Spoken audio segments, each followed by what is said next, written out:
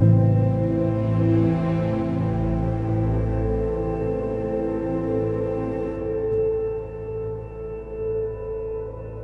remember that first week of March 9th, we were operating business as usual. All of a sudden, the Premier, the Prime Minister were all saying, everybody get home. This morning, I've declared a state of emergency in the province of Ontario. I have decided to declare a state of emergency for the City of Guelph effective immediately. When it gets hard, let's remember that we're all in this together. We did everything that we could in a very short amount of time to get the shelter set up so that women and kids could essentially be self-isolating in their rooms, because our kitchen and dining room had to be shut down. All the common areas in the shelter had to be shut down, because these were the rules and regulations coming down both from public health and from our funders, right? We had a responsibility to keep everybody safe. We've had to make some very tough decisions this week, and that includes 601 of our colleagues and friends have had a temporary layoff, and we're trying to deal with that in a compassionate way.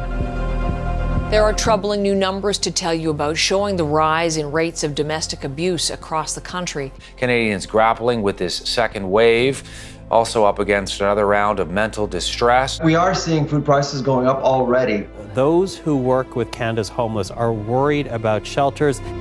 We're worrying about the seniors in our lives. We're worrying about the long-term effects on our kids. How are they going to look back at this time? As a society which has cracks in the system at the best of times, those cracks really widen at the worst of times, and I think this certainly qualifies.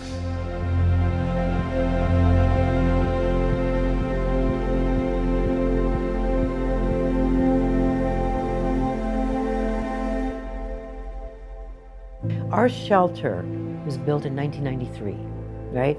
And it was built intentionally for the experience of being in a communal setting, the sharing of meals, the sharing of experiences, being together, never being alone in that shelter unless you wanted to be in your room. And all of a sudden, even the shelter was in isolation. Trying to find PPE in that month of March was like the Hunger Games.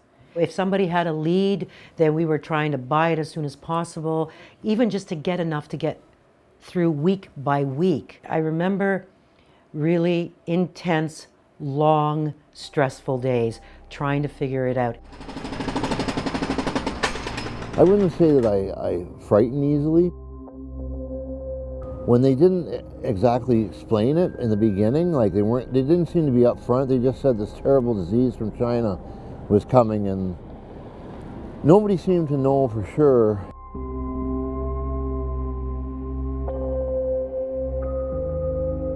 And then all the stuff that was coming out on the television telling us to stay where we are, I was pretty confused because I didn't really know where I was going to go. Ultimately, I ended up on the street and back using drugs, and because it was a way to cope with what I was feeling, and that's usually how I used to cope in the past.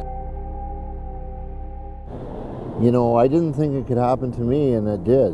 You know, I would end up homeless, and a lot of people don't want to look at the stigma of being homeless or not having enough food or whatever the issue is.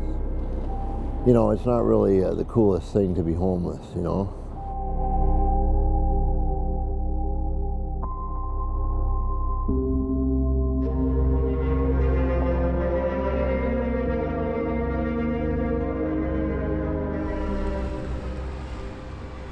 How's COVID impacting you? How is it impacting the services you deliver? How is it impacting your organization?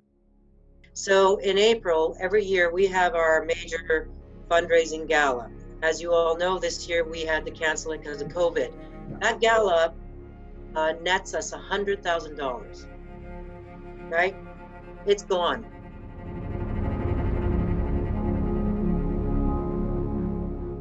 The days turned into weeks, turned into months, and I would describe it as unrelenting stress.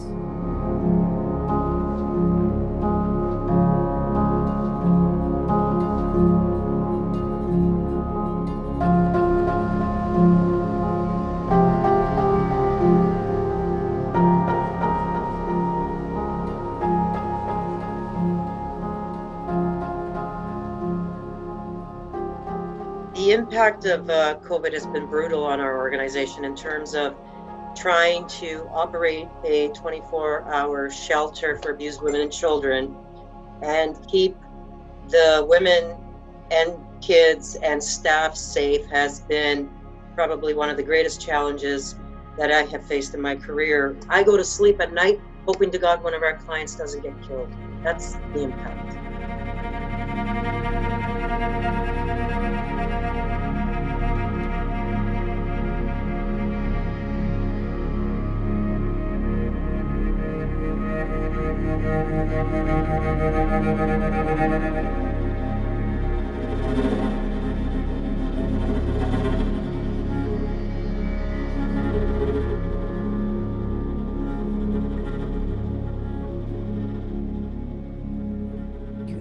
We went through some really hard times as an organization through this pandemic, and it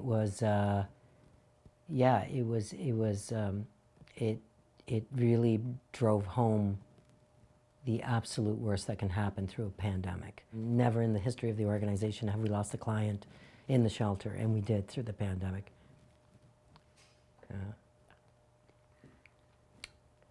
Can't do it. Can't do it.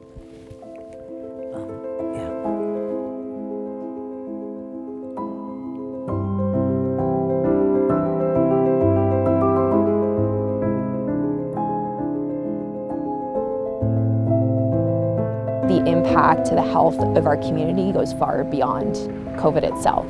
There's been deaths, and not COVID deaths, but COVID-related deaths. How do we respond